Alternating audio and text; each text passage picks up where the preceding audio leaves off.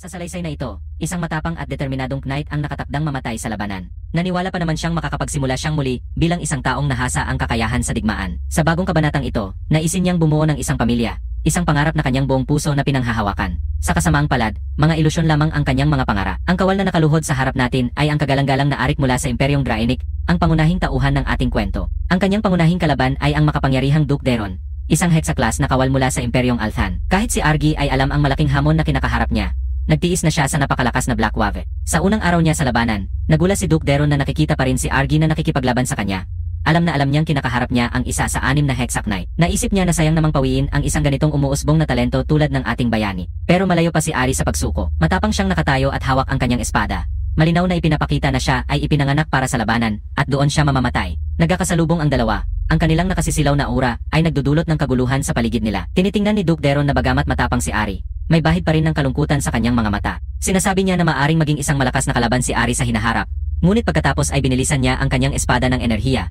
Sumugod sa ating bayani, habang umaasang sa ibang buhay ay malalampasan ni Ari ang kanyang mga pagsisisi. Sa ganitong paraan, hinampas ng Duke ang kanyang espada. Ngunit bago pumanaw si Argar, naisip niya ang matagal ng digmaan sa pagitan ng mga imperyo ng Draenic at Althan. Ang kanyang ina ay isang biktima ng labanan na ito. Pumanaw noong siya ay isang sanggol pa lamang, na nag-iwan sa kanya na ulila sa gitna ng kaguluhan. Habang ang ibang mga bata ay nakikisalamuha sa mga laruan at libro, siya ay nagsumikap na makatulong sa laban at ipagtanggol ang kanyang kaharian. Sa edad na 14, siya ay kumuha ng espada at nakipaglaban sa kanyang unang laban. Ang kanyang katapangan ang nagpasiklab sa kanyang nakatagong talento. Ang hari sa kanyang puso ang nagpalakas sa kanyang kakayahan hanggang sa antas na hindi niya inakalang posible. Nakapunta siya sa tuktok ng ranggo. Ikinagulat ang lahat sa kanyang kakayahang matutunan ang 3 uri ng manicure at maging isang quad-core knight. Halos abot kamay na niya ang pangarap na makasama ang 5 Hexac Knights ng imperyo.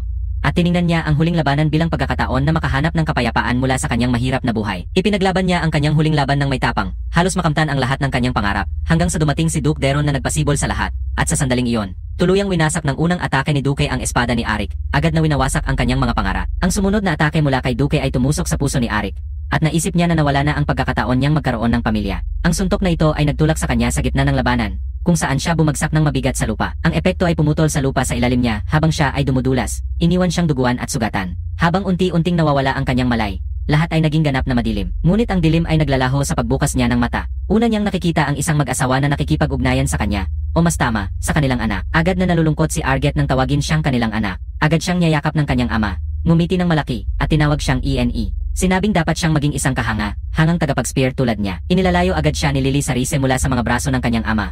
Sinasabing magiging isang mahusay na mamamatay tao siya. At tuloy na nagtatalo si Arkhan at ang kanyang asawa na si Lily tungkol sa kinabukasan ng kanilang anak, habang si Arget ay nahihiya at nalilito sa kanilang hindi pagkakaunawaan. Nag-aaway sila habang naglalakbay pauwi sa kanilang karwahe. Naniniwala si Lily na mas kahanga-hanga ang pagtakas ng palihim upang puksain ang mga target, habang pinagtatalunan ng ama na ang pagmaster sa sibat ang pinaka-elegante at kumpletong sining ng pakikidigma. Ganito ang nangyayari sa ating pangunahing tauhan. Akala niya noon natapos na ang lahat sa labanang iyon. Ngunit sa kabutihang palad, nagbalik siya sa buhay sa isang kakaibang paraan. Ngayon ay nasa Imperyong Althan na siya, teritoryo ng kanyang mga kalaban, bilang bunsong anak ng isang count. Nang huminto ang karwahe sa kanilang mansyon, nakipagkasundo ang kanyang mga magulang at napagpasyahan nilang tuturuan siya ng parehong kasanayan. Gayunpaman, nananatiling matatag si Lily, na nakakairita na sinasabi na magiging isang mamamatay tao ang kanilang anak, habang tumatawa lang si Aaron at sinasabi na magiging isang spear wielder si ENE. Humihikbi ang driver habang dumadating sila, at medyo naguguluhan ang mga magulang nang makita nilang nasa bahay na sila. Mukhang nawala nila ang oras habang nagtatalo. Mabilis na bumaba ang asawa mula sa karwahe at inalok siyang tulungan ding bumaba. Inabot niya ang kamay niya at medyo nahihiya siya at nagtatanong kung ano ang sasabihin ng mga tao sa kastilyo kapag nakita nila sila. Natawa siya at sinabing hawak lang niya ang kamay ng asawa niya. Kaya bakit ito magiging malaking bagay? Pagkatapos niyon, pinangunahan niya ang magandang asawa niya palabas ng karwahe, habang si Argar ay nakaramdam ng hiya habang nakikita ang ama niya na ganyan. Ngunit sa lalong madaling panahon, nawawala ang kanyang hindi komportableng pakiramdam habang namamangha sa ganda ng kastilyo. Nang pumasok sila sa kastilyo, napansin ni Lily kung gaano kasaya si ENE. Parang nasa bahay na siya ulit. At bakit naman hindi? Sa bahay na ganito at may ganitong mayamang magulang, mas lalo pang usbong ang kanyang mga kakayahan kaysa sa kanyang inaasahan. Lumipas na ang 2 buwan mula noong araw na iyon, at nakikita natin si Lily na nakikipag-usap sa kanyang anak, na nagsimulang gumawa ng mga ingay. Nasasabik siya na nagsisimula ng magsalita siya. At ang batang lalaki ay kasing gulat na marinig ang mga tunog na ito sa unang pagkakataon. Ang ilan sa mga batang nakasalamuhan niya ay madalas na sugatan. Umiiyak dahil wala silang mapuntahan. Marami ang nagdadalamhati sa mga magulang na nawala sa digmaan. Kaya kumpara diyan, ang kanyang bagong tahanan ay pakiramdam niya ay maswerte at masagana. At ikinalulugod niyang hindi siya magugutom. Biglang pumasok ang ama sa kwarto, masaya at may dalang sibat. Ipinagmamalaki niyang ito ay isang sibat. Nahihirapan ang ating batang lalaki na tanggapin ang masiglang personalidad ng kanyang ama. Mahirap paniwalaan na siya ang kanyang ama, ang pinakamalakas na Hexa-class na spearman sa imperyo, na kilala bilang Arenas, kahit na hindi siya mukhang isang bayani ng digmaan. Ngunit siya ay kilala bilang isang bayani ng digmaan na tinatawag na asong bughaw. Nainis ang kanyang asawa at itinulak siya palayo sa kanilang anak. Tinatanong kung paano niya na ipapasok ang isang matalim na bagay sa kwarto ng bata. Nawawala ang pasensya ng lalaki sa matinding tingin niya, at nahihiyang sinabing gusto lang niyang ipakita ito kay ENE. Pero nagbibigay siya ng nakakatakot na vibe. Naalala niya na sinabi nito na hindi nila tuturuan ang anak nila hanggang sa maging mas matanda siya. Samantala, iminungkahi niya na kung magpapatuloy siya sa ganitong paraan, maaring simulan na niyang turuan ang kanilang anak ng mga pangunahing kaalaman sa pagtago habang siya ay bata pa. Sinasabi niya na karaniwan na ang ganitong uri ng maagang edukasyon ngayon. Binanggit niya na ang isa sa mga kilalang pamilya ng Mahika, na kilala bilang house teleport, ay inilalagay agad ang isang tungkod sa tabi ng isang sanggol pagkapanganak nila. Pero muling nababahala ang kanyang asawa, at tinanong kung ang sibat ba ay parang tungkod na ngayon sa kanya. Samantala, ipinaliwanag ng batang lalaki na ang dahilan kung bakit binibigyang diin ng kanyang mga magulang ang kanyang kinabukasan, ay dahil ang kanyang dalawang nakatatandang kapatid ay pumili ng mga propesyon na walang kinalaman sa pakikipaglaban sa sibat o pagbatay. Tanghali, kinukurot ng dalawang kapatid na babae ang pisngi ng kanilang nakababatang kapatid hanggang sa pumula. Natatawa si Arabella, isa sa kanyang mga kapatid, at sinabing mas lalo siyang gumuwapo na may mapupulang pisngi. Samantala, pinag-usapan niya si Arabella. Binanggit na ang kanyang talento sa Mahika ay nagdala sa kanya sa landas na maging isang mangkukulam ng maaga. Pagsapit ng 12 taong gulang, isa na siyang mage na may 3 chain. Isang malaking tagumpay dahil ang pinakamataas na antas ay 9 na chain, na nagpapakita na siya ay isang henyo na lampas pa sa panimulang yugto. Iniaalok ni Arabella na turuan ang kanyang kapatid ng Mahika. Sinasabi na napagod na siya sa mag-isa at masaya siyang turuan siya ng ilang bagay. Nahihiya niyang iminungkahi na maaari niya itong turuan ng pagtawag, isang kasanayang kapaki-pakinabang. Abirong hinimok ni Arabella si Claire na hawakan siya, dahil sobrang lambot daw nito. Tila nag-alinlangan naman si Claire na hawakan siya. Hindi sigurado kung dapat ba niya itong gawin. Samantala, si ENE ay kumikilos na kaakit-akit at naalala niya noong akala niya hindi siya gusto ni Claire.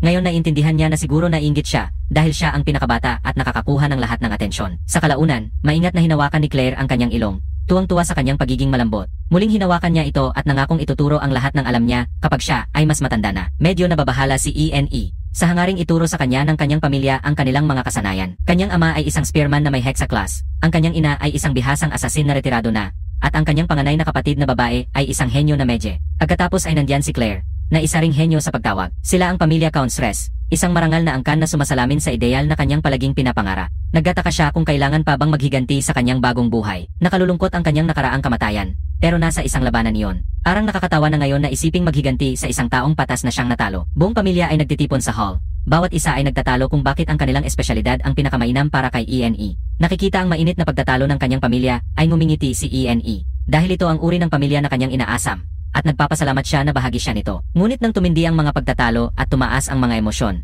nagsimula siyang magduda kung ito ba talaga ang hitsura ng isang mapayapang pamilya. Nang isang taong gulang na ang isang bata, iba't ibang bagay ang inilalagay sa harap niya, at sinusubukan ng pamilya na hulaan ang magiging kinabukasan ng bata batay sa bagay na pipiliin niya. Dahil isang taon na ang lumipas, ngayon na ang pagkakataon ni Ginoong ENE na pumili dahil kakalabas lang niya sa isang taong gulang, at oras na para piliin niya ang kanyang klase sa seremonya. Nagkakasiyahan ang mga bisita, pinag-usapan kung paano naging mangkukulam ang dalagang babae, at ang isa naman ay tagatawag, habang sila ay pumupunta sa hall ng seremonya upang alamin kung ano ang pipiliin ni ENE. Habang nagtitipon ang mga bisita sa malaking hall, napapansin natin na nakapuesto si ENE, malapit sa 4 na kakaibang bagay. Bawat isa ay kumakatawan sa iba't ibang kategorya. Habang nagtitipon ang mga tao sa paligid ng mesa kung saan nakaupo si ENE, inapayuhan siya ng kanyang ina na piliin ang kanyang mas gusto. Ngunit tila nag-atubili si ENE sa kanyang pagpili. Tumingin siya sa kanyang ama, na nag-alalang naghihintay na piliin niya ang sibat. Ngumingiti ng bahagya ang kanyang ama. Iniisip na si ENE, natural na maaki siya sa sibat na may buntot na dragon. Ang partikular na ulo ng sibat na ito, gawa sa kakaibang dukan,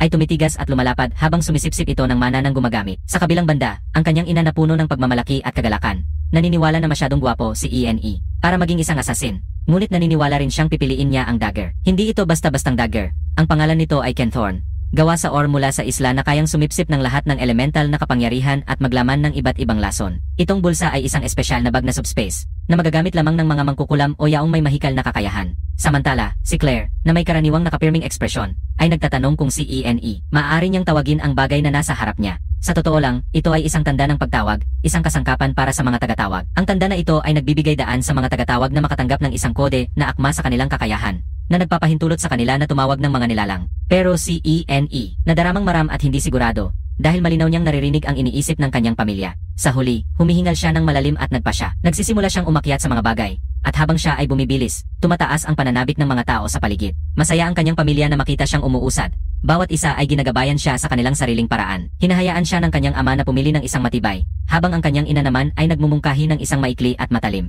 Habang papalapit siya, isang dilaw na liwanag ang lumalabas mula sa lahat ng mga bagay sa mesa. Parehong naguguluhan si ENE, at ang kanyang pamilya sa nangyayari, at ang karamihan, sabik ngunit namangha, ay napagtanto na ang lahat ng apat na bagay ay nag-react sa isang bagay na hindi pa naririnig. Kinikilala nila na maaring isang tunay na henyo sa henerasyon ang batang master. Samantala, si ENE, pareho siyang nalilito sa nangyayari. Naalala niya ang pagiging mahusay na sundalo sa isang nakaraang buhay. Ngunit ngayon pakiramdam niya ay nasa isang ganap na bagong antas na. Nagtatanong si Arabella nang may pag-usisa kung ano ang dapat nilang gawin susunod, dahil ito ay isang bagong pangyayari. Parehong naguguluhan ang magulang. Naunawaan na kailangan na nilang turuan siya sa lahat ng apat na kasanayan. Nabibigla ang dalawang babae sa balitang ito, habang si ENE ay nakangiti lang ng malawak bilang tugon. Malaki na si Arkin mula noong huli nating nakita siya. Mga kalahating minuto lang ang nakalipas. Ipinagmamalaki ni Arkin ang kanyang anak dahil na-master niya ang teknik na itinuro niya dati. Ang batang lalaki ay nagpapasalamat sa kanyang ama. At nalaman natin na kamakailan lang ay naging 7 na si ENE. Habang nagtatawanan sila ng magaan, biglang dumating ang isang lalaki sa lugar. ENE, pinagmamasdan niya siya ng may interes. Napapansin na hawak niya ang isang sibat. Mukhang inasahan ni Aaron ang sibat, kaya agad niya itong kinuha at ibinigay kay ENE. Sinasabing ito ang kanyang regalo sa kaarawan. Sabi niya na balak niya itong ibigay sa selebrasyon ng kaarawan, pero naisipan niyang ibigay ito bago ang regalo ng nanay niya. Idinagdag ni Aaron na 2 taon niyang pinaghandaan ang tungkod na ito, na espesyal na ginawa ng isang kilalang manggagawa sa kabisera. Binabati niya siya na maagang maligayang ika-7 kaarawan, at masayang pinapalitan ng batang lalaki ang kanyang lumang kahoy ng bagong sibat. Sabik na sabik dahil ang ganda nito. Tuwang-tuwa siya sa kombinasyon ng itim na hawakan at pilak na ulo ng sibat, at nagulat sa gaan nito. Tinanong siya ng ama kung nagugustuhan niya ito, at masaya niyang sinabing sobrang excited siya kaya agad niyang nilalaro ito. Tinanong siya ng ama kung alam niya ang pagkakaiba ng espada at sibat. Ipinaliwanag niya na ang haba ng sibat ay nagbibigay daan upang mapanatili ang distansya sa kalaban, at ang maliit nitong punto ng kontak ay ginagawang napaka-epektibo sa pag-atake. Sumasang-ayon ang kanyang ama ngunit nagbababala na habang siya ay lumalakas, mas magiging mahirap gamitin ang sibat kaysa sa espada. Sinasabi niya na sa spear,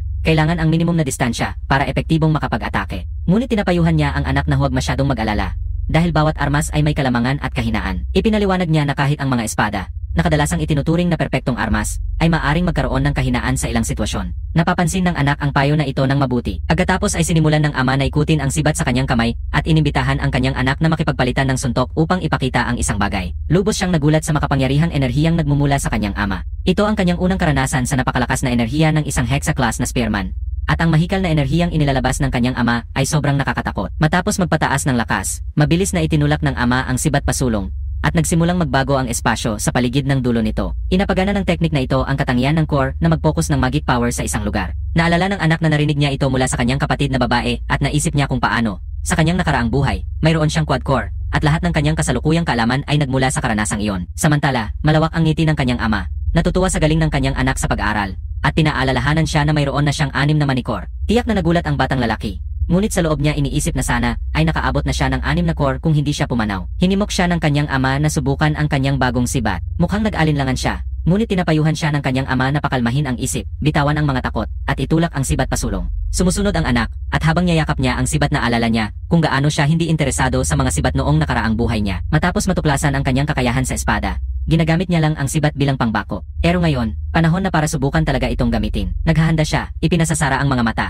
habang ang ama ay humahanga sa magandang postura niya. Malaki ang ngiti ng ama, na naalala na inabot siya ng 6 na taon para matutunan ang galaw na ito, at naiintriga kung magagawa ito ng kanyang batang anak. Ngunit nang itulak ni ENE ang sibat pasulong, nagbago ang lahat, nasalungat sa inaasahan ng kanyang ama. Nabigla ang kanyang ama sa hindi inaasahang tagumpay. Nagtatanong kung paano niya nalaman ang lahat ng ito. Pagkatapos ni ENE, nang matapos ang atake, lumapit ang kanyang ama, tumatawa at pinupuri siya sa kanyang husay. ENE, ipinaliwanag niya na habang itinutulak niya ang sibat, nagkonsentrate siya ng mahika sa isang punto, at ipinadala ito sa ulo ng sibat, pagkatapos ay pinigilan ang daloy ng mahika. Natuwa ang kanyang ama nang marinig ito, at tinanong kung nakabuo na siya ng manikor. Naisip ko habang nagbabasa tungkol sa paggawa ng manikor, at nagpa siya akong subukan, at nagtagumpay ako. Gayunpaman, hindi siya ganap na nagsasabi ng totoo. Siya mismo ang nakabuo nito, habang nagsasanay sa paghinga ng mana. Yumuko ang kanyang ama upang tingnan siya sa mata, puno ng pagmamalaki. Naniniwala siya na magiging isang kahanga, hangang mandirigma ang kanyang anak. ENE, ngumiti siya, nakatakda ng maghanda sa mga susunod na sorpresa na magpapahanga sa kanyang ama.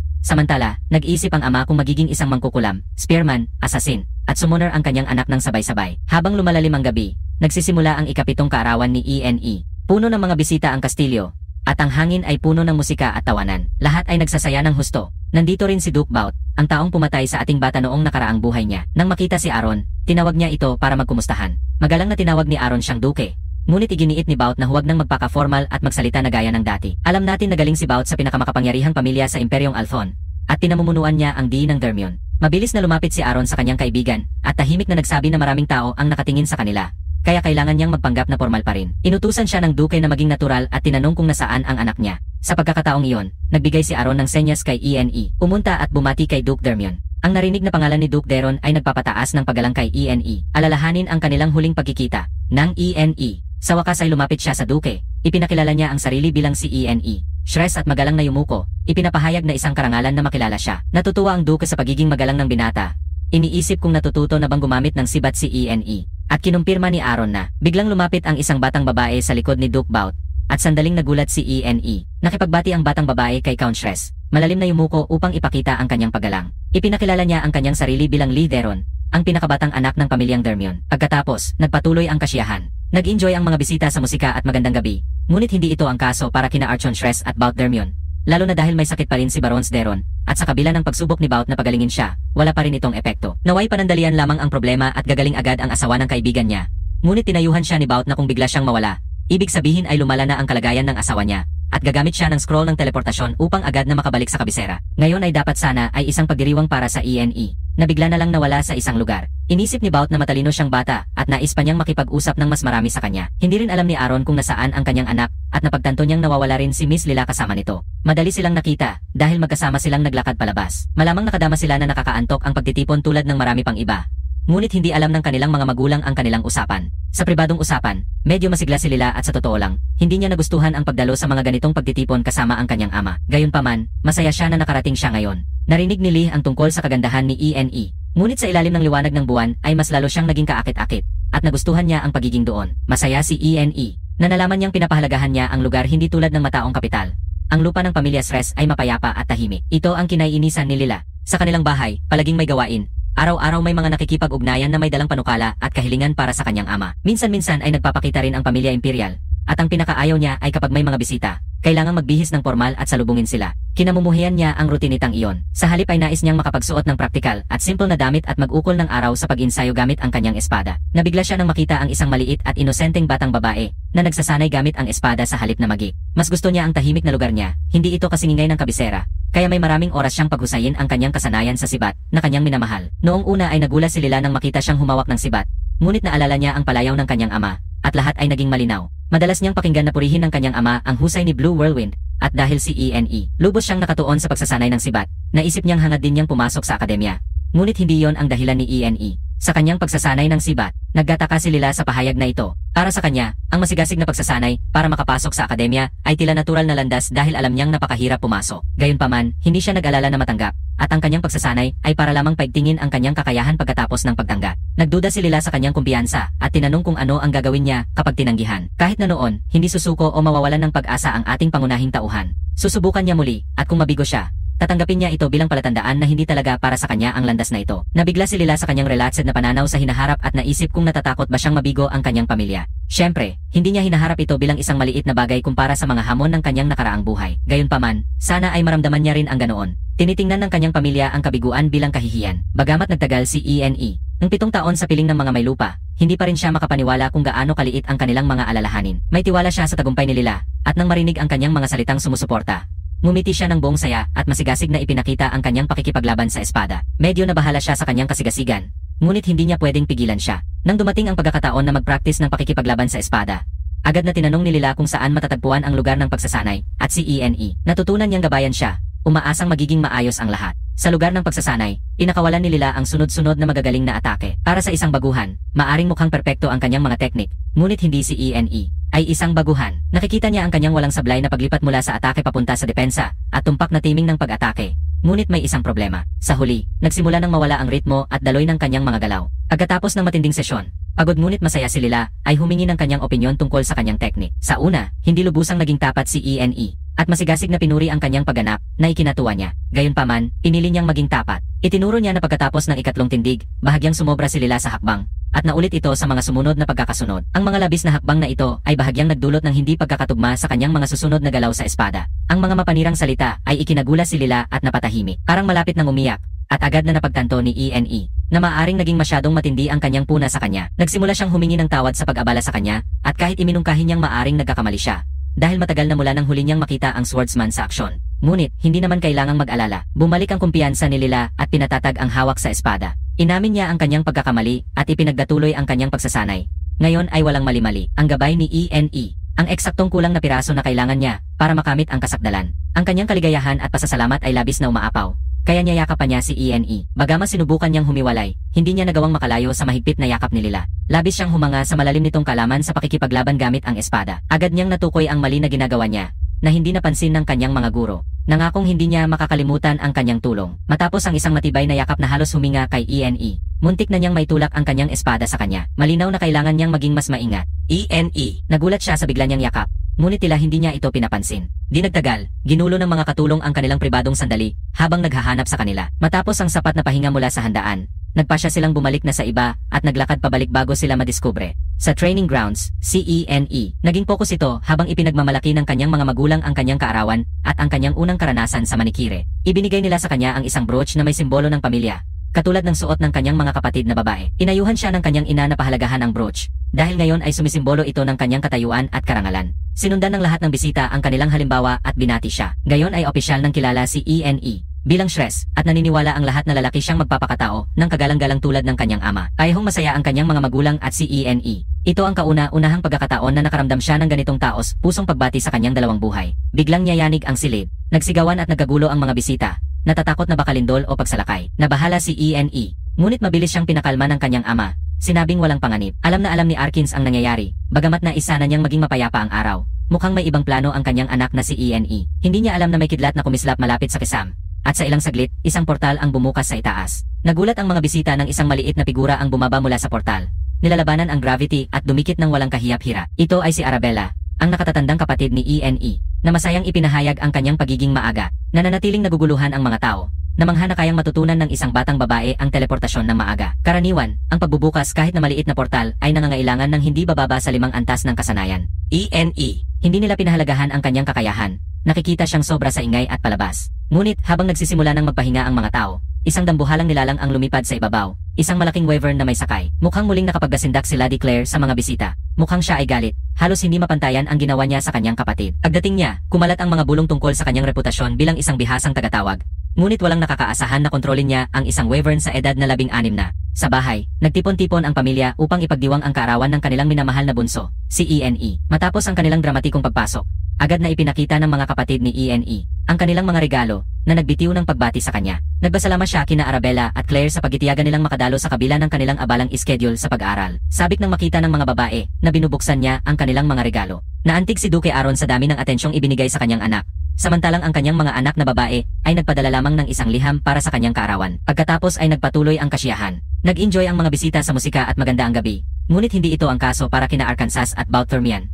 Lalo na dahil malakas pa rin ang sakit ni Baron Sturan, at sa kabila ng mga pagsubok ni Bout na pagalingin siya, wala pa rin itong epekto. Naway panandalian lamang ang problema at gagaling agad ang asawa ng kaibigan niya.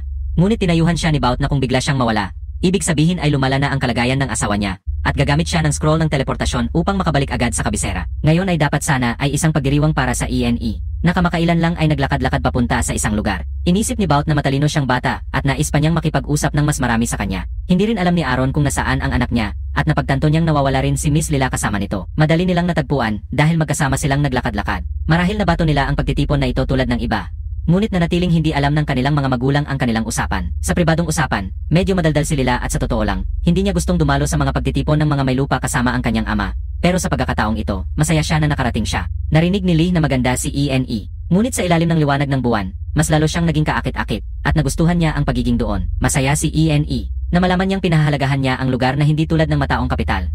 Ang lupa ng pamilya Shress ay tahimik at payapa. Iyan ang kinaiinisan ni Lila. Sa kanilang bahay, palaging may aktibidad.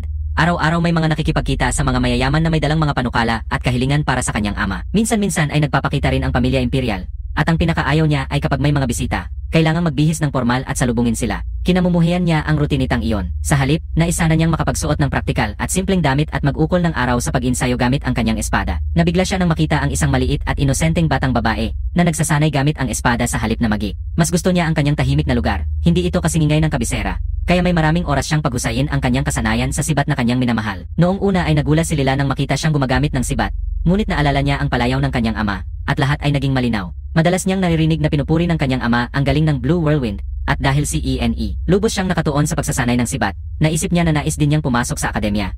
Ngunit hindi yon ang dahilan ni ENE. Sa kanyang pagsasanay ng sibat, naguluhan si Lila sa pahayag na ito. Para sa kanya, ang masigasig na pagsasanay upang makapasok sa akademya ay tila natural na landas. Alam niyang napakahirap pumasok dito, ngunit si ENE ay hindi nag-alala tungkol sa pagtanggap, at ang kanyang pagsasanay ay simpleng paghahasa lang ng kanyang kakayahan para sa oras na makapasok na siya. Nag-alinlangan si Lila sa kanyang kumpiyansa, at tinanong kung ano ang gagawin niya kapag tinanggihan siya. Ngunit kahit noon, hindi mawawalan ng pag-asa o susuko ang ating pangunahing tauhan. Susubukan niya ulit, at kung mabigo siya, tatanggapin niya na hindi talaga para sa kanya ang landas na ito. Namangha si Lila sa kanyang relaxed na pananaw sa hinaharap at naisip kung natatakot ba siyang mapahiya ang kanyang pamilya. Siyempre, hindi ito kinaharap bilang mas importante kumpara sa mga hamon ng kanyang nakaraang buhay. Si Lila, gayunpaman, ay maaari lamang maghangad na maramdaman ang paihong. Para sa kanilang pamilya, ang kabiguan ay itinuturing na kahihiyan. Kahit na ENE, nakatapos siya ng 7 taon kasama ang mga may lupa, pero hanga pa rin siya kung gaano kaliit ang kanilang mga alalahanin. Pero kampante siya sa tagumpay ni Lila nang marinig ang kanyang mga salitang sumusuporta. Ngumiti siya at sabik na ipinakita sa kanya ang kanyang pakikipaglaban sa espada. Medyo nagulat siya sa kanyang kasigasigan, ngunit hindi niya mapigilan siyang pigilan. Nang makuha ang pagkakataon na mag-practice ng pakikipaglaban gamit ang espada, agad na tinanong ni Lila kung saan matatagpuan ang training grounds at napilitan si ENE na siya ang maggabay sa kanya, umaasang magiging maayos ang lahat. Sa lugar ng pagsasanay, naglabas si Lila ng sunod-sunod na magagaling na suntok. Para sa isang baguhan, maaring mukhang perpekto ang kanyang mga teknik, ngunit si ENE, hindi siya baguhan. Nakita niya ang kanyang walang putol na paglipat mula sa pag-atake hanggang sa depensa at tumpak na timing ng pag-atake. Gayunpaman, sa huli ay nagkaroon ng problema. Nagsimula nang mawala ang ritmo at liksi ng kanyang mga galaw. Pagkatapos ng matinding sesyon, hingal na hingal ngunit masaya si Lila ay humingi ng kanyang opinyon tungkol sa kanyang teknik. Sa una, hindi ganap na totoo si ENE at masigasig na pinuri ang kanyang pagganap na ikinatuwa niya. Ngunit pinili niyang maging tapat. Ipinunto niya na pagkatapos ng 3 posisyon, medyo lumalampas si Lila. At nangyari ito sa mga sumunod pang sequence. Ang mga labis na hakbang na ito ay bahagyang nagdulot ng hindi pagkakatugma sa kanyang mga susunod na galaw sa espada. Ang mga mabagsik na salita ay ikinagulat ni Lila at napatahimik. Parang malalapit ng umiyak, at agad na naisip ni ENE na maaaring masyadong naging mabagsik ang kanyang puna sa kanya. Nagsimula na siyang humingi ng tawad sa pagdulot ng sama ng loob sa kanya, at kahit iminungkahi pa na maaaring siya ang nagkamali. Dahil matagal na mula nang huli siyang makita sa aksyon bilang isang swordsman. Ngunit, hindi naman niya kailangang mag-alala. Bumawi si Lila sa kanyang pagtitiwala at pinatibay ang hawak sa espada. Inamin niya ang kanyang pagkakamali at muling nagsimula sa kanyang pagsasanay. Ngayon ay walang mali-maling na isinasagawa. Ang gabay ni ENE, ang eksaktong kulang na piraso na kailangan niya para makamit ang kasakdalan. Puno ng kaligayahan at pasasalamat, niyayakap pa niya si ENE. Bagamas sinubukan niyang umatras, hindi niya nagawang makalayo sa mahigpit na yakap ni Lila. Labis na humanga si Lila sa kanyang malalim na kalaman sa pakikipaglaban gamit ang espada. Agad niyang natukoy ang mga pagkakamaling ginagawa niya na hindi napapansin ng kanyang mga guro. Nangakong hindi niya makakalimutan ang kanyang tulong. Matapos ang isang matibay na yakap na halos huminga si ENE, muntik na niyang mapaatras ang kanyang espada sa kanya. Malinaw na kailangan niyang maging mas maingat. ENE, nagulat siya sa bigla niyang yakap, ngunit tila hindi niya ito inaalala. Ang kanilang pribadong sandali ay agad na naistorbo ng mga kawal na nagsisigawan habang hinahanap sila. Matapos ang sapat na pahinga mula sa handaan, nagpasya silang bumalik na sa iba at naglakad pabalik bago sila madiskubre. Sa training grounds, si ENE, naging focus ito habang ipinagmamalaki ng kanyang mga magulang ang kanyang kaarawan at ang kanyang unang karanasan sa manikire. Ibinigay nila sa kanya ang isang brooch na may simbolo ng pamilya, katulad ng suot ng kanyang mga kapatid na babae. Inayuhan siya ng kanyang ina na pahalagahan ang brooch, dahil ito na ang sumisimbolo sa kanyang katayuan at karangalan. Sinundan ito ng lahat ng mga bisita sa pagbati. Gayon ay opisyal ng kilala si ENE bilang Shress at naniniwala ang lahat na lalaki siyang magpapakatao ng kagalang-galang tulad ng kanyang ama. Kayahong masaya ang kanyang mga magulang at si ENE. Ito ang kauna-unahang pagkakataon na nakaramdam siya ng ganitong taos pusong pagbati sa kanyang dalawang buhay. Biglang nanginig ang kwarto. Nagsigawan at nagkagulo ang mga bisita, natatakot na may lindol o pagsalakay. Nabahala si ENE, ngunit mabilis siyang pinakalma ng kanyang ama. Sinabing walang panganib. Arkans ay alam na alam kung ano ang nangyayari bagamat ninais niya ang isang mapayapang araw. Mukhang may ibang plano ang kanyang anak na si ENE. Hindi niya alam na may kidlat na kumislap malapit sa kisam. At sa ilang saglit, isang portal ang bumukas sa itaas. Nagtaka ang mga bisita ng isang maliit na figura ang bumaba mula sa portal. Nilalampasan ang gravity at dumikit ng walang kahiyap-hira. Ito ang nakatatandang kapatid ni ENE, si Arabella, na masaya at masiglang nagpahayag ng kanyang pagiging maaga. Nananatiling nagulat ang mga nanonood, humanga na kayang matutunan ng isang dalagang babae ang teleportasyon ng ganito kaaga. Karaniwan, ang pagbubukas kahit ng maliit na portal ay nangangailangan ng hindi bababa sa 5 antas ng kasanayan. ENE. Hindi pinahalagahan ang kanyang kakayahan. Nakikita siya bilang sobra sa ingay at palabang. Ngunit habang nagsimula ng magpahinga ang mga tao, isang dambuhalang nilalang ang lumipad sa ibabaw, isang napakalaking wyvern na may sakay. Mukhang muling nakapagbasindak si Ginoong Claire sa mga bisita. Mukhang siya ay galit, halos mapantayan ang kanyang kapatid. Pagdating niya, kumalat ang mga bulong tungkol sa kanyang reputasyon bilang isang bihasang tagatawag. Ngunit walang nakakaasahan na kontrolin niya ang isang wyvern sa edad na 16 na lamang. Matapos ang kanilang dramatikong pagpasok, agad na ipinakita ng mga kapatid ni ENE ang kanilang mga regalo, binati siya ng magandang kapalaran. Nagpasalamat siya kina Arabella at Claire sa pagdalo kahit na abala sila sa kanilang mga pag-aaral. Nais nilang makita siyang buksan ang kanilang mga regalo. Naantig si Duke Aaron sa dami ng atensyong natanggap ng kanyang anak. Samantalang isang liham lang ang ipinadala ng kanyang mga anak para sa kanyang kaarawan. Inabot ni Arabella kay ENE ang isang kahon na naglalaman ng singsing na nagsisilbing dalang imbakan. Siya mismo ang gumawa ng piraso, gamit ang pinakamataas na uri ng subspace magic na itinuro ng kanyang iginagalang na guro. Maingat na kinuha ni Arabella ang kamay ni ENE at isinusuot ang singsing sa kanyang daliri. Kitang-kita ang pagsasakripisyo niya sa paggawa ng isang bagay na kayang tumagal sa buong subspace at inyangkop ito gamit ang genetic imprint ni ENE na ginagawang isang tunay na natatanging artifact. Tiningnan ni Mother Lily ang singsing at napansin ang bahagyang daloy ng mana sa loob nito, na nagpakita na ito ay gawa sa mga mahuhusay na batong mahika. Ipinaliwanag ni Arabella na kailangan lang ni ENE na mag-channel ng kaunting mana niya sa singsing para ma-activate ang storage space, na mas praktikal kaysa sa karaniwang mga singsing. Ang katangiang ito ang nagpasidhi sa kahalagahan ng singsing para kay ENE. Natatandaan niya na ang ganitong uri ng aparato ay limitado sa mga mayayamang mandirigma at pinakamahusay na mago. Ang singsing ay aakma rin sa kanyang sukat habang siya ay lumalaki. Nang sinubukan ni ENE na i-activate ito, isang birding portal ang walang kahirap-hirap na lumitaw. Nabigla si Duke Aaron sa dali nitong pagmaster ng mahika. Nagulat sina Claire, Duke Baltairan, at Lila sa kahanga-hangang palabas ng mahika. ENE nakapagbukas ng subespasyo ng mas mabilis kaysa kay Arabella noon. Siya ay walang duda na isang henyo, at magiging isang napakalaking tagumpay kung magagawa niyang paunlarin ang kanyang kakayahan sa parehong paggawa ng mana at paglikha ng magic circle ng sabay. Pagkatapos ng palabas na mahika, nilapitan ni Claire ang kanyang nakababatang kapatid at ibinigay sa kanya ang kanyang regalo. Maingat na binuksan ni ENE ang regalo habang nagpapasalamat sa kanyang nakatatandang kapatid. Sa loob ng kahoy na kahon ay isang kakaibang itlog na nakahiga sa isang mahinahong tela. Nagtataka siya, kinuha ang itlog at nagtatanong tungkol dito. Sa pagkabahala, sinabi ni Claire na dahan-dahang hawakan ito dahil hindi ito pangkaraniwang itlog. Ang buong pamilya ay interesado sa kakaibang regalong ito.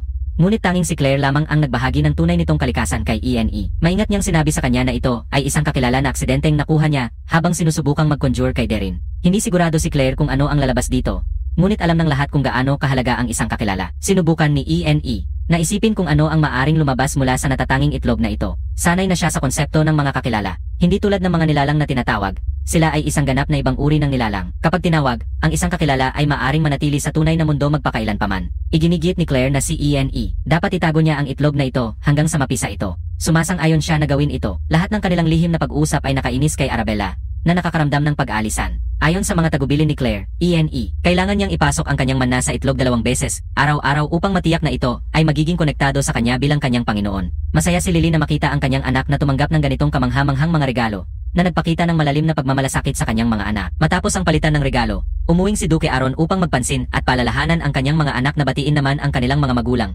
dahil nakagambala sila sa pagtitipon. Nang mapagtanto nilang hindi man lang nakipag-usap sa kanilang mga magulang nang dumating at sinabing maaring hindi na sila makadalo, nagpasalamat ng nakakahiyang bati ang mga anak sa kanilang ama. Laging maawain si Duke Aaron sa kanyang mga anak, hindi niya ito masyadong pinapansin. Masaya lang siyang makita muli ang kanyang mga anak, dahil nagpunta sila upang paunlarin ang kanilang mga karera. Madalang silang dumalaw, kaya natuwa si Duke Aaron na maayos silang nakita. Mula sa malayo, pinanood ni Lee ang pamilya Shrest na nagbabahagi ng init at tawanan. Hindi niya mapigilang ikumpara ang kanilang pamilya sa sarili niya. ENE, nakita niya ang kanyang tingin at lumingon. Napansin niyang bumaba ang kanyang mood habang tahimik siyang umalis. Nagtaka siya kung bakit tila nag-iisa at malungkot siya sa gitna ng masiglang pagtitipon ng mga may lupa. Natapos ang handaan, sumikat ang bagong araw. Duko Bothermian, na nanatili magdamag, ay ngayon naglalakad sa Shrestlands. Namangha siya sa napakalakas na kakayahan ni Arabella Shrest sa mahika. Bilang pinakamahusay na mage sa akademya, walang tatalo sa kanyang galing. Si Arabella ay magiging perpektong katugma para sa anak ni Duke Thuyan. Ang kasal nila ay maaring makabuo ng isang kapangyarihang sapat upang mapantayan ang pamilyang imperial. Ang ganitong alyansa ay magpaprotekta sa parehong mga pamilya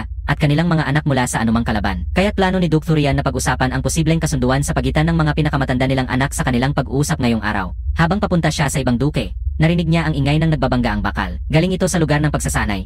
Nagpapahiwatig na may nagba-practice doon ng kakaibang aga. Siyempre, si ENE. Iyon, masigasig niyang pinapahusay ang kanyang kasanayan sa sibat ng may matinding konsentrasyon. Naging napakahusay niya sa sandata matapos ang mga taon ng pagsasanay, kasama ang kanyang ama, at ang kanyang kahanga-hangang dedikasyon sa pag-insayo. Laging nakatuon si ENE. Ang kanyang mga galaw ay maayos at tumpak tulad ng isang bihasang mandirigma na mabilis na gumagalaw sa larangan at tumapalo ng maraming mapanganib na sunto. Binilisan niya ang takbo, pinataas ang intensity ng kanyang pagsasanay. Sa huli, sobrang bilis ng kanyang mga braso na nakagawa siya ng maraming sipa ng sibat ng sunod-sunod. Naintriga si Duke Thurian na lihim na panoorin ang batang nag-insayo mula sa malayo. Namangha siya nang makita ang pinakabatang anak ng pamilya Shrest na nagsasanay ng napakahigpit. Sa kanyang may karanasang mga mata, napansin niya ang mahusay na pinong teknik ni ENE. Ang kanyang focus at galaw ay hindi parang sa isang karaniwang 7 taong gulang. Ang kanyang simpleng pagsundot ng sibat ay ginawa ng may nakapangingilabot na presisyon. Ang kanyang mga teknik ay napakakinis na kahit veteranong mga maninisibat ay may matututunan mula sa kanya. Nang matapos ang kanyang routine, humihingal si ENE. Lubos na naiintriga si Duke Thurian sa lahat ng kanyang nakita.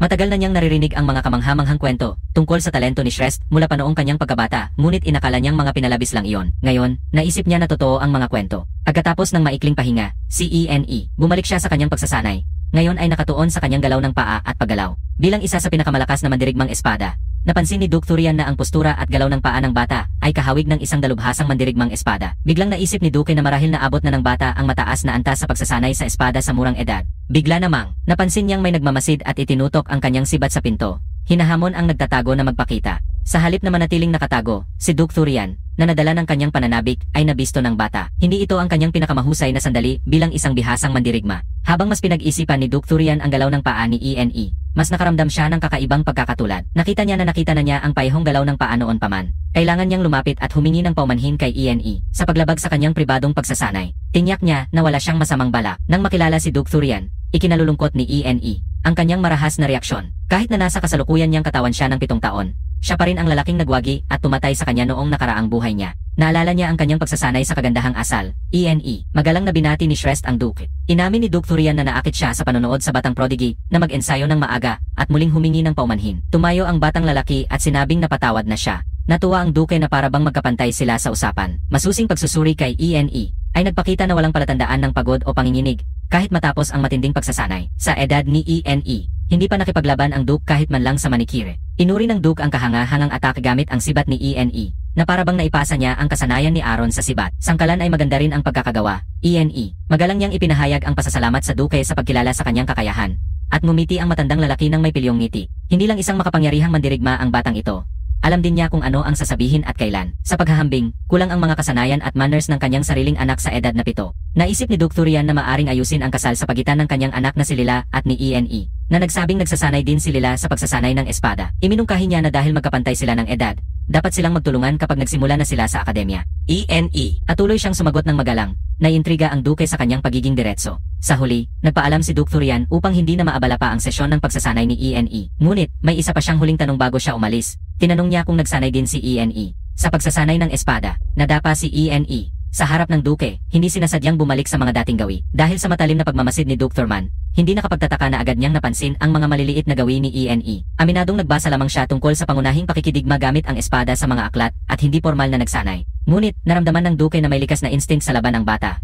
Kahit na sa lohikal, hindi dapat taglayin ng isang batang walang karanasan ang ganitong instinct. Sa wakas, iniwan siya ng Duke mag-isa. Nagpaalam at pinayagan siyang umalis. Inimbitahan din ni Duke Deron si ENE na bumisita kapag pumunta siya sa kabisera. Ngayon ay personal na interesado sa kakayahan ni ENE. Nagtataka siya kung maalala siya ng Duke. Ang ideya na mapagtagumpayan ang isang taong pumatay sa kanya noon ay nagpasaya sa kanya. Kung makapagtayo siya ng matibay na pundasyon at unti-unting umusad, tiyak na malalampasan niya si Duke Thurian balang araw. Isa sa mga pangarap niya sa buhay ang mapagtagumpayan ang nakakatakot na Duke. Habang nagpapatuloy siya sa kanyang pagsasanay, nakalimutan ni ENE ang oras hanggang sa dumating si Hernan, ang kanyang katulong, upang kunin siya. Palaging nananatiling nakatago si Hernan, handang maglingkod. Sa presensya ni Hernan, si ENE, inakala niyang sapat na ang kanyang kakayahan upang matutunan ang lihim na operasyon at pagtago. Ngayon ay sobrang abala dahil naghahanda ang lahat para sa ikalawang handaan. Maraming mga nakatataas na maharlika ang nagsimulang dumating. Mahirap pagsama-samahin ang higit sa 30 pamilya ng maharlika sa isang araw. Agad ginamit ng mga kapatid ni ENE ang teleportation gate para makabalik sa akademya dahil malapit na ang kanilang midterms. Panahon na para kay ENE maghanda at magbihis siya.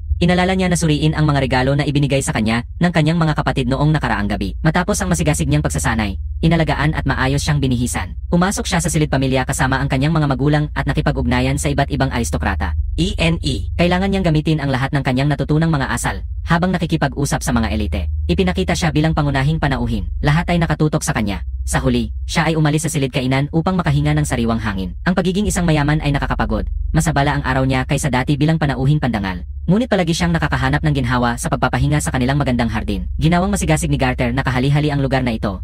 Isang uri ng kagandahan na nagpapakalma sa isipan. Hinangaan niya ang mga bulaklak na ganap ng namulaklak.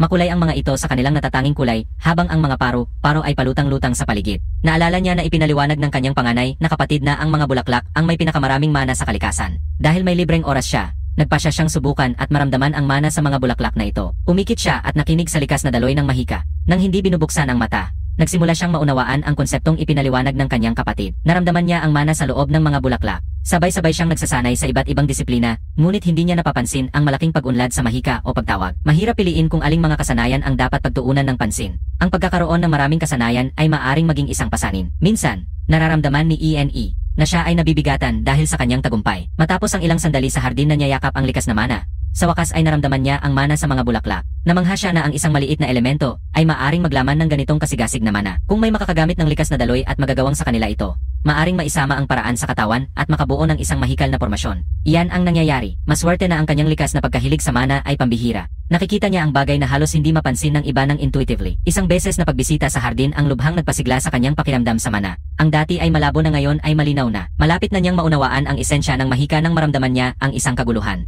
Sa parehong oras, dalawang batang maharlika ang pumasok sa hardin. Pagod na sa maliit na usapan ng mga adulto sa hapagkainan. Sila ay magpinsan. Ang nakatatandang may pulang buhok ay galit dahil lahat ng papuri ay para sa batang may espesyal na talento na laging stress. Nilakad niya ang mga bulaklak, nasira ito. Pumasok sa malaking hardin ang magkapatid na may pulang buhok at napansin si ENE. Nalulumbay sa pag-iisip. Tiningnan nila ang kanyang kasuotan at mali ang akala na si ENE. Isa siyang katulong at pinagalitan siya. Hindi niya nagustuhan ang bastos na batang ito. Ang hambog na binatilyo ay nagmamakaawa na ipakita niya sa kanila at sa kanyang kapatid ang daan palabas. Napansin ang kanilang pagkasira sa mga bulaklak at pinagsabihan silang tigilan na ang pagdurog sa mga ito. Nainsulto ang bastos na pulang ulo ng mapagsabihan. Tinanong kung bakit nila sinisira ang flower bed imbes na gamitin ang mga daanan. Nakita ang maliit niyang katawan. Ipinagdatuloy ng pulang buhok ang hindi kaaya-ayang pag-ugali. Pagkatapos ay nagsimula siyang magmalaki tungkol sa kanilang marangal na angkan. Gaya ng karaniwang ginagawa ng mga batang aristokrato. Wala siyang pakialam sa kanila. Dalawa lang silang bully na sumisira sa flower bed ng kanyang hardin. Ang lalaking tinawag nilang pulang dambuhala ay hindi nagustuhan na tawaging ganoon.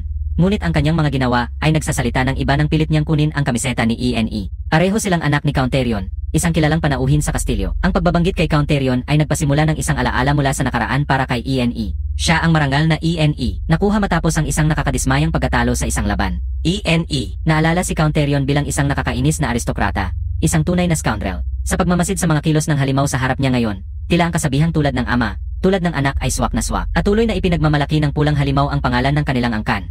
Sinasabing tagumpay nila sa kabisera. Ati na ang pagmamalaki na kayang gawin ng kanilang angkan si ENE. Dapat maglaho ng walang bakas, kaya dapat mag-ingat si ENE. Sa kanyang mga salita, matagal nang nakatagpo si ENE ng maraming hangal na tao tulad ng batang ito. Naintindihan niya na walang silbi ang makatarungang usapan sa Red Brute, na ang ulo ay puno lang ng wala. Habang sinusubukan ng batang lalaki na saktan siya, akala niya ay isang simpleng alipin lang ang kausap niya, si ENE. Handa siyang ipagtanggol ang sarili. Inasok niya ito sa ilong ng pulang halimaw ng buong lakas. Isang matinding suntok ang halos bumasag sa ilong ng pulang hayop, at nagmadaling tumawag ang nakababatang kapatid upang tingnan ang pulang hayop na bumagsak sa lupa, duguan ang ilong. Nakita ang sariling dugo niya na nagdulot ng panik sa kanya, na parabang hindi pa siya nakakakita ng dugo dati. Ang nakitang dugo sa kanyang kamay ay nagpagalit sa pulang brute, at binalak niyang paslangin si ENE. Nakita ni ENE na nakakatawa ang banta at nanatili siyang nakatayo. Hinahamon ang batang brute na subukan at tuparin ang kanyang banta. Ipinangako ng pulang hayop ang paghihiganti. Sinubukan ng mas nakababatang kapatid na makialam, ngunit hindi na makapagpaliwanag ang pulang hayop. Inukol ng brute ang kamao,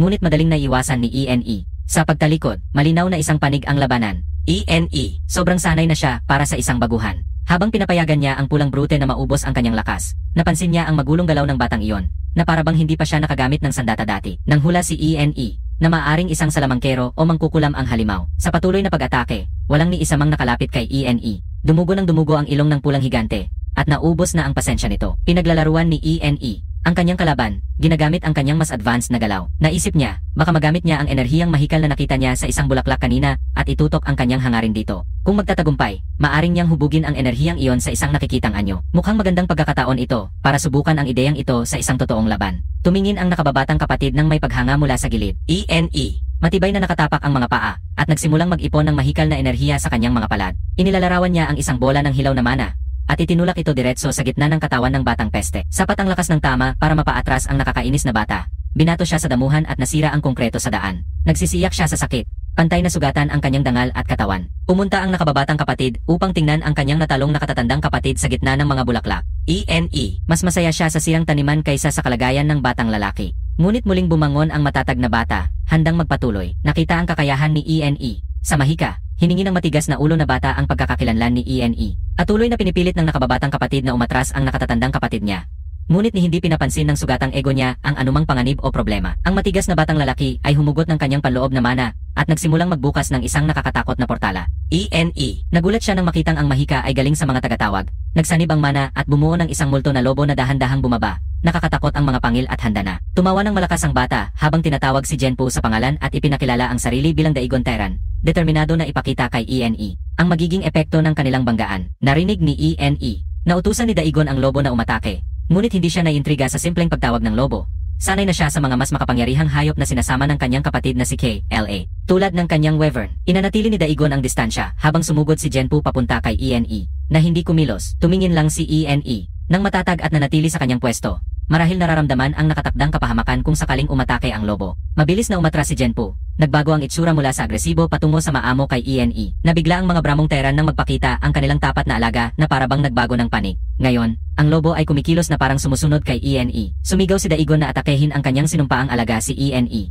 Ngunit hindi siya pinansin. Sa halip, masaya nitong ikinikiskis ang buntot kay ENE. Walang nakikitang masamang hangarin. ENE. Marahang minamahan ang maamong hayop, naguguluhan sa nangyari. Naalala niya na kahit ang mga isinumon ni KLA ay palaging mabait sa kanya. Noong una, inisip niya na ito ay dahil sa kanyang ugnayan sa kanyang kapatid na babae. Pero sa sitwasyong ito, na walang ganoong koneksyon, ang isinumon pa rin ay nagpakita ng kabaitan. Mukhang mayroon siyang kakaibang malakas na ugnayan sa lahat ng mga nilikhang nilikha. O marahil ang katapatan ni Genpo sa kanyang tagatawag ay tuluyang nawasak na. Nalilito si Daigon dahil hindi pa niya naranasan na ang isang nilikhang nilikha ay lumaban sa kanyang tagapag-utos. ENE ay ganap na nangingibabaw at patuloy na nagtutulak kay Daigon na hamunin siya. Halos nananawagan na ang nakababatang kapatid sa kanyang nakatatandang kapatid na itigil na ang pagpapahiya sa sarili at aminin na ang pagkatalo. Ngunit walang epekto iyon. Napahiya si Daigon ngunit patuloy pa rin sa pakikipaglaban. Kahit na desperadong nais ng kanyang nakababatang kapatid na tapusin na ang laban. Ang batang mas bata, na labis na natakot sa katigasan ng ulo ng kanyang kuya, ay napasugod ang ihi sa pantalon niya. Nang siya'y umiyak, pinagalitan siya ni Daigon dahil sa pagiging isang kahihiyan. Inagsabihan ni ENE na manatili sa hardin habang binabanggit ang bathhouse sa ilalim ng kanilang pangunahing kastilyo. Ginamit niya ang kabiguan ng kanyang nakababatang kapatid bilang dahilan. At agad na umalis si Daigon na parang hindi pa siya nagsasawa sa kahihiyan. Sinabi niya kay ENE, mananatili sa hardin. ENE, tiningnan siya ng may panidiri bilang isang talunan na natalo. Hindi man lang niya dinala ang kanyang tawag kasama niya. Samantala, nanatili ang batang lalaki sa hardin, nagsasanay sa kanyang natutunan tungkol sa mana. Inraktis niya ang isang teknik na ipinakita sa kanya ni Claire kanina. Natuklasan niya ang mahihinang ugnayan na nananatili sa pagitan ni Daigon na kaawa-awang tao at ni Genpo. Inutol niya ito at maingat na pinalitan ng kanyang sariling koneksyon sa mahika. Dahil dito, opisyal nang konektado siya at ang lobo. Isang batang halos hindi pa nakakapagsagawa ng tamang pagtawag ang nagawang maisakatuparan ang komplikadong teknik na ito. Salamat sa kanyang matibay na ugnayan sa mga nilikhang nilalang. Ngayon, tunay na siyang naging isang matagumpay na tagatawag. Habang ipinagdiriwang ang kanyang tagumpay, si ENE, narinig niya ang nakakaabalang ngunit pamilyar na boses na naghahanap sa kanya. Tinawagan ni Daigon Terran, yung nakakainis na bata. Ang kanyang ama at nagkwento na siya ay binubuli ng isang bata sa hardin at pinili si ENE. Ang duwag ay nakataas ang ilong upang pigilan ang dugo, habang nagrereklamo sa kanyang ama tungkol sa pang-aapi sa kanya ni ENE. At pagkawala ng kanyang summon, tumayo si Mugar Terran at ipinakilala ang kanyang sarili bilang pinuno ng angkan ng Terran. Isa sa mga kilalang pamilya sa lungsod. Matapang niyang tinanong kung si ENE. Alagang nasaktan niya ang kanyang anak at kinuha ang kanyang tawag ng sapilitan. Hindi magpapatalo ang ating tao sa harap ng bully, kaya't buong puso niyang tinanggap ang kanyang ginawa. Napansin niya na mas mukhang mabigat si Mugar Terran kumpara noong siya ay nakulong. Tila maganda ang takbo ng kanyang mapayapang panahon. Kahit na siya ay isang talo sa laban, nagpakita pa rin si Mugar ng tapang. Sinabing hindi niya kayang baliwalain ang insulto sa kanyang mga anak. At tuloy na nagtatanong ang baboy hanggang sa huli, ay pinilit nitong ipakita sa kanya kung sino siya. Nakatayo ng matatag, ipinakilala ng batang lalaki ang kanyang sarili bilang ENE. Sres, ang pinakabatang anak ni Arkin Sres, ang Panginoon ng Timog at pinuno ng pamilya ng Sres Count. Para itong kinuha mula sa Game of Thrones. Ang pagpapakilala ay nag-iwan sa mapagpanggap na mag-ama na nagulat na nasabi nilang walang galang ang bisitang pinarangalan nang hindi nila napapansin. Wala silang ideya na nakikipag-ugnayan sila sa kilalang paparating na bituin sa Timog. Labis na nagulat ang duke sa nakakagulat na pagkikita na ito sa pinakabatang miyembro ng pamilya Sres. Nang naisip niya ang mga makapangyarihang pamilyang noble, naalala niya ang pagkakahuli sa kanya ni Eric at ang hindi niya paglahok sa digmaan, na nagpasaki sa kanyang reputasyon sa lahat ng mga pamilyang noble. Ngayon, nakakita siya ng pagkakataon na baguhin ang laro. Planong sirain ang reputasyon ng Count bilang panakot para makahingi ng karapatan sa pagmimina. Yung mga marangal na minsang nagmalupit sa kanya ay kailangang magpahalaga na sa kanya sa lalong madaling panahon. Sa ganitong plano sa isipan, Lumingon ang matabang na marangal sa batang lalaki. Nagtatanong kung siya ba ang nagdiriwang ng kaarawan. Tumangging tumango na nagsasabing totoo nga. Hindi maitatago ng maringal na lalaki ang kanyang inis dahil hindi naman siya pumunta para ipagdiwang ang kaarawan ng isang batang bata. Itinuro niya si Daigon, ang kanyang masamang anak, at tinanong si ENE kung paano niya balak magbayad pinsala sa kahihiyang dulot niya sa kanyang anak. Hindi lamang niya nilabag ang kanyang anak na panauhin ng pamilyang stress, kundi kinuha rin niya ang kanilang tawag, isang seryosong paglabag. Sang-ayon ang nakakatakot na anak sa kanyang kapwa nakakatakot na ama, na nakakatakot na nagsabi kay ENE na ito na ang huli niya ngayon. Pagkatapos, pinayuhan ng matipunong marangal na lalaki ang batang lalaki. Nasasabihin niya ng direkta kay Count Stress upang panagutin siya. Inamin ni ENE ang banta ngunit iginiit niya na bago ang lahat, ang anak niya ay dapat mag-sorry. Malinaw na galit, hiniling ng matipunong ama na alamin kung ano ang ipinapahiwatig ni ENE. Habang nakanganga ang kanyang anak sa galit, ngunit nilinaw ni ENE na sadyang niyang tinamaan at nasaktan ang anak, ngunit sa depensa lamang mula sa isang nakamamatay na banta. Bukod pa rito, binigyang diin niya na hindi niya ninakaw ang kanilang sumon na si Genpo na kusang sumunod sa kanya. Mabilis na pinutol ng nadayang anak ang usapan. Sinabing imposibleng gawin ni Genpo iyon at inakusahan si ENE ng pagsisinungaling. Napatigil ang ama at naisip ito. Naalala niyang narinig na ang ikalawang anak babae ng house stress ay isang magaling na tagatawag, kaya tinaghinalaang tinuruan niya si ENE kung paano putulin ang ugnayan sa pagitan ng isang tagatawag at ng kanyang amo. At tuloy na umaatras at umaabante ang ating tao kasama ang ating binata, habang si ENE ay nakikita ang buong bagay na medyo nakakainit. Sa huli, nagpasya si Mugard na magpahinga dahil masakit na ang panga niya sa kakasasalita. Sinasabi niya kay ENE, tapos na siya sa pagbibintang sa kanya, at iminumungkahi nilang alamin kung ano ang iniisip ni Count Stress tungkol sa lahat ng ito.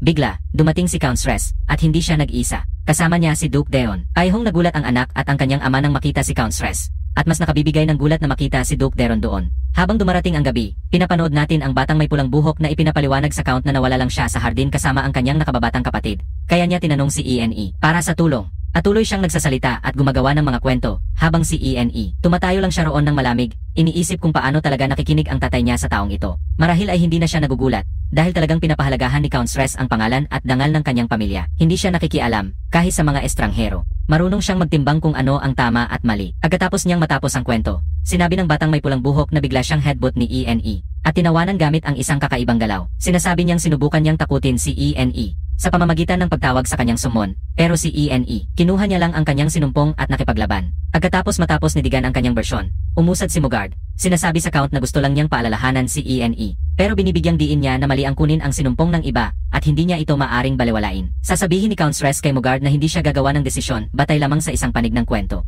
Nais niyang marinig ang bersyon ni ENE at isaalang-alang ang lahat bago gumawa ng hakbang. Sinasabi rin niya kay Mugard na huwag mag-alala sa mga hindi patas na desisyon, dahil bibigyan din ni Duke Deron ng kanyang opinyon ang tungkol sa isyu. Nagmukha siyang ngumingiti ng mabilis at binanggit na kung ganoon kalaki ang halaga nito, handa siyang harapin ang hamon. Malinaw na galit at pawis na pawis si Mugard, habang nararamdaman niyang malapit na ang gulo. Ang pagdadala kay Deron dito ay lalo lang magpapasama sa sitwasyon. Isang iniisip na hindi niya ikinagiginhawa. Count Stress ngumiti, pinapayagan ang kanyang anak na magsalita, at si ENE ay nanatiling matatag, na nagsasabing hindi lahat ng paratang ng anak ni Mugard ay mali. Ngunit hindi rin ganap na totoo. Sinabi niya na hiningi lang niya kay Mugards anak na umalis sa hardin kung saan niya pinipiga ang mga bulaklak na labis nilang inaalagaan, na naging sanhi ng pagtatalo. Kitang-kita ang pagkabahala ni Mugard at ng kanyang anak sa mga pagbubunyag na ito, habang sinubukan ng anak na itanggi ang mga paratang sa pagtawag kay ENE. Sinungaling. Ngunit, iniutos ng Count kay ENE upang ipagpatuloy ang kanyang paliwanag, kung saan idinagdag niya na utos ni Mugard's son si Genpo na patayin siya. Nilinaw niya na hindi niya pinilit kunin ang tawag. Sa halip pinili siya ni Genpo dahil sa kanyang mabuting kalooban. Halatang humahanga ang Duke sa kagalingan ng pagsasalita ng 7 taong gulang. Muling sinasabi niya na hindi niya kailanman kinuha ang sumon ng kahit sino. Nagsusumigaw si Mugard at tinatanggihan ang mga pahayag bilang katawa-tawa. Pinipilit na imposibleng makahikayat ng sumon ang isang hindi summoner na nagpapahiwatig na si ENE. Dapat ginamit niya ang panlilinlang. Ngunit ENE sumasagot, iniisip na ang isang sumon ay maaring sumunod sa iba kung hindi ito malapit na nakakabit sa kanyang master. Tumanggi si Mugard na tanggapin ito. Ngunit si ENE, maingat na iginiit na totoo ito. Nahirapan ang ekspresyon ni Mugard, at inakusahan niya ang binatilyo ng pagsisinungaling. Pagkatapos ay iminumungkahi ng Duke na patunayan ang katotohanan sa isang demonstrasyon ng pagtawag. Tumingin si Count Stress sa kanyang anak, nagtatanong kung kaya niyang patunayan ang kanyang pahayag, na kung saan ay ENE. Sang-ayon siya. Samantala, nakatitig si Mugard sa kanyang anak, galit na galit dahil sa pagkaladkad nito sa kanya sa gulo, habang nag-alala ang anak na baka mapagalitan siya ng ama niya kung hindi niya maipatawag si Genpo. Nang subukan at mabigo ang anak na magpasimula, pinagsabihan siya ni Mugard, gaya ng inaasahan. Sa kabilang banda, si ENE, ngunit ngumingiti lamang siya, alam niyang na-disconnect na niya ang pagtawag, kaya hindi na maibabalik ni The Boy si Genpo. Nagbasya siyang ipakita sa kanila sa pamamagitan ng pagsubok na tawagin si Genpo mismo. Ngunit binanggit niya na kailangan niya ng isang partikular na bagay mula sa anak ni Mugard upang magawa ito. Galit na galit ang anak, tinatanong ang kapal ng mukha ni ENE, na humingi ng kanyang pag-aari. Nagsasalita siya ng walang patutunguhan, ngunit pinutol siya ni Count Shrest, na paalalahanan siyang kahit gamitin ni ENE. Ang bagay, hindi niya magagawang tawagin si Genpo, kaya walang masama sa subukan. Mogard, na pawis, aminin na wala na siyang magagawa, kundi ipakita ang senyales at napilitan niyang utusan ang pasaway niyang anak na si Dagon na ibigay ito. Halos umiyak na ang pulang buhok, ngunit tinatakpan lang siya ng kanyang ama na magmadali. Kapag hawak na ni ENE ang tanda, inilalabas niya ang kanyang kapangyarihan at ipinaliwanag sa lahat na dahil ang isang inanyayahang tanda ay nagdadala ng natatanging pagkakakilanlan ng tagapag-anyaya. Karaniwang hindi ito magagamit ng iba. Gayunpaman, dahil si Genpo, na inanyayahan ni Dagon, ay pinuspos ng kanyang mana, ang tanda ay isang daluyan lamang, at nakabond na si Genpo sa kanya. Sa tuwing tatawagin niya si Genpo, lalabas ang nilalang at masayang huhuli sa kanyang mukha. Parehong namangha ang Count at ang Duke, habang nangangatog sina Mogard at Dagon dahil nahuli sila sa kanilang kasinungalingan. Humanga ang Duke at nagtatanong kung sang-ayon si ENE. Natuto rin siyang magpana. Inagtitibay ito ng kanyang ama ngunit aminin nitong hindi sigurado sa kakayahan ng kanyang anak. Yung matabang na naglano ay napagtanto na nagkamali siya ng husto. Lumapit sa kanya ang Count at tanong kung sumasang-ayon na siya ngayon na si ENE. Totoo siya. Sinusubukan ng mabigat na lalaki na manatiling kalmado. Tumatawa habang inaamin na maaring nagkamali sila sa akusasyon kay ENE. Ng pagnanakaw, inamin din niya na hindi talaga sinasadyang saktan ng kanyang anak si ENE. Para lang takutin siya. Dagon, nangangatog, sumasang-ayon sa kanyang ama, na sinasabing sinubukan lang niyang takutin si ENE. Gayunpaman, ENE. Galit na galit nang makita silang nagsisikap na takasan ang pananagutan ng napakadali bago pa man makapagbigay ng huling hatol ang dalawang nakatatanda. Isang babae ang pumasok sa eksena, nagpasindak sa lahat, lalo na kay ENE. Namangha nang makita si Lila. Habang siya ay lumalapit, ipinapahayag niya na ang sinasabi ni Dagon ay hindi totoo. Ama agad na nagtatanong kung bakit siya dumating. Sumagot siya na narinig niya ang kanyang boses habang naglalakad. Agad niyang binati ang matabang na lalaki at kinilala si Count Saugras. Nabigla